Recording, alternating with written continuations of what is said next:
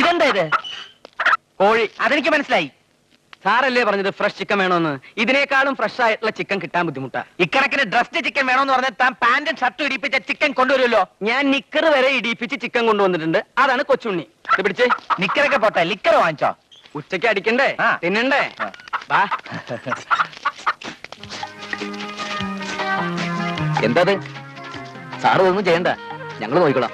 Thank you. അവിടെ ഇരുന്നേ. പറഞ്ഞത് എസ് ഐയോടല്ല, ദേ കമ്മീഷണറോടാ. അരിഞ്ഞോളൂ അരിഞ്ഞോളൂ. IPS കാരി കഞ്ഞി വെക്ക്, അതും കള്ളന്. ഞാനും കൂടെ കൂടിയെന്ന് വെച്ച് എന്താ കുഴപ്പം? അതെ, എന്താ കുഴപ്പം? കള്ളന് കഞ്ഞി വെച്ചവരെന്നൊക്കെ കേട്ടിട്ടില്ലേ?